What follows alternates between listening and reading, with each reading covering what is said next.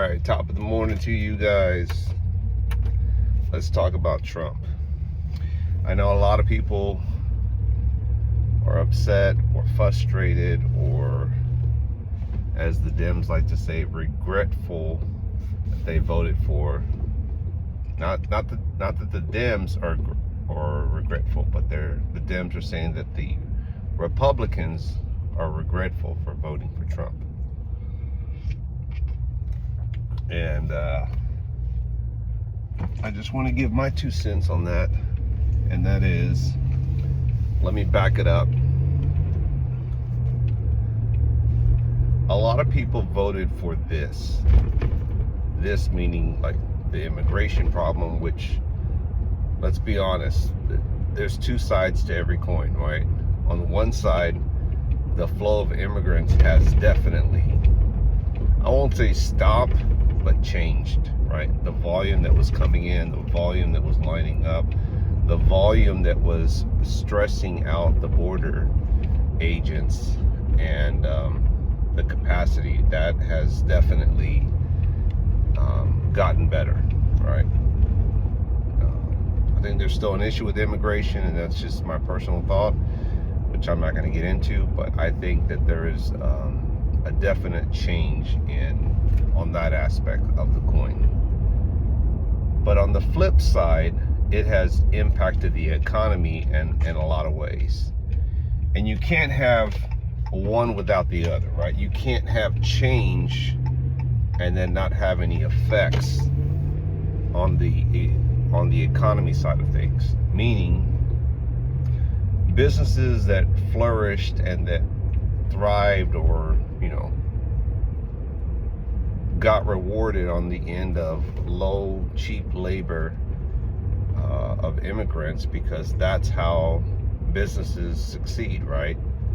Low cost and income, or paying out on the front end so that they can collect on the back end. That's just business everywhere, right? And that model worked and has been working for many years, right? But at what cost? And again, it's tit for tat. You can't have one without the other being affected. Now, the ones that are being rewarded and the ones that are reaping the benefits are not going to complain, obviously, right? Because they're like, hey, we got cheap labor and we're making record profiting numbers, right? Keep the ball rolling. Milk it as much as you can. But on the flip side, back to the first side of the coin, is immigration becomes a problem, right? You have a record number of immigrants who come to this country illegally, which is not good for a lot of Americans who work every day and pay their taxes. And I know a lot of people will say, well, immigrants pay taxes too. Not in the same aspect. I've heard this argument many times, so let me clarify, because clarity is important. Paying taxes when you go out to restaurants, the groceries, buying a vehicle, merchandise, rentals, whatever, etc., out in the economy, yes, you're going to pay taxes. Everyone does.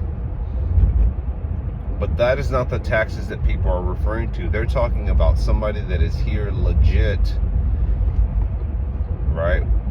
That's paying taxes out of their check every month. That means they're paying federal taxes, local, state, county, city taxes that come out of their actual check before they get that, and then can go and cash that or get it direct deposited into their account, right? Those taxes are being held up front by our keepers, right?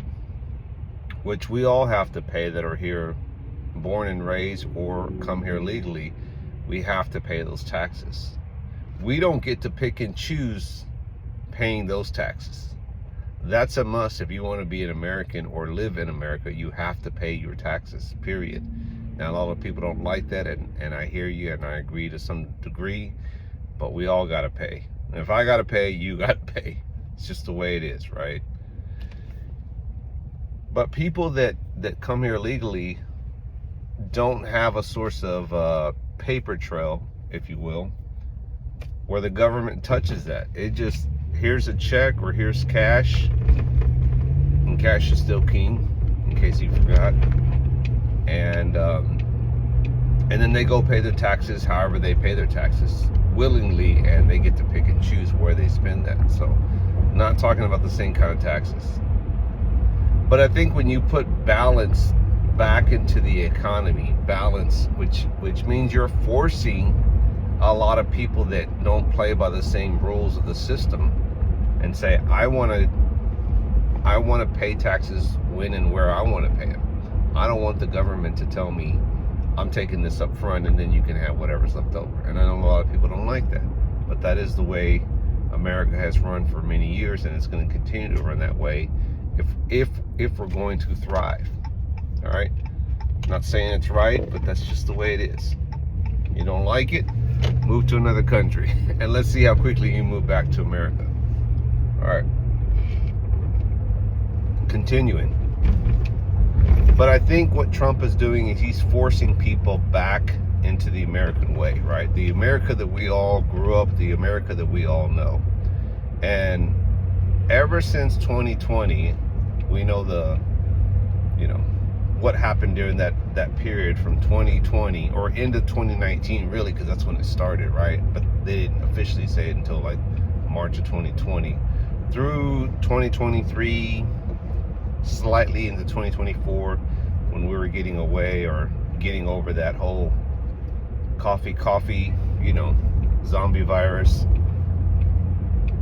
That changed the world forever. That changed America forever, the economy, etc. And what happens is that everybody got to stay home, and everybody got a taste of the good life and got a check. And that, for the people that did, great for you. A lot of us didn't, including myself. I had to work still from home. I was not collecting a free check and not doing anything and just living off that. And again, this is no hate, this is just the facts, right? Some people got to do it, a lot of people did, but also a lot of people had to keep working. It's just the way it was. Some of us never got a break. Some of us never got to enjoy the fruits of the government. But we all paid for that. Fast forward to 2024 and 2025.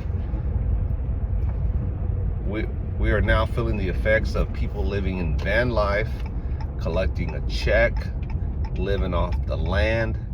And that leads me into, I guess, my final chapter is that I'm going to drop a link into a video that I shared on my community page. I'm going to drop below about being able to live the van life and living off the land has changed, right? Because again, is it fair that a group of people that don't pay housing, I'll say never, but people that don't pay into housing, is it fair that these people get to live life freely while the rest of us are still living under the regime of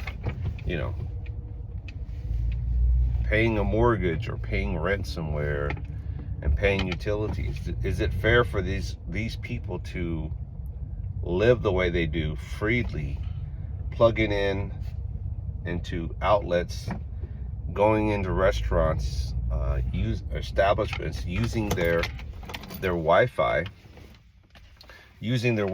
to conduct their business freely without any cost, ordering a cup of coffee, like, hey, I got free Wi-Fi. Is it fair for them to live that way and the rest of us to have to put into the economy that's being strained, right?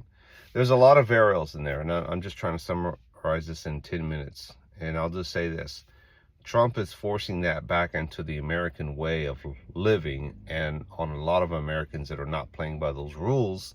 And now a lot of people don't like it. And yes, the rest of us that are playing by the rules are feeling the impact, because we've been doing this for some time, right? We've been playing by these rules. And I think that the tide is turning for all of us. And I think before things get better, they have to get worse. It's just the way it is. Anyway, that's all I got. Happy Monday.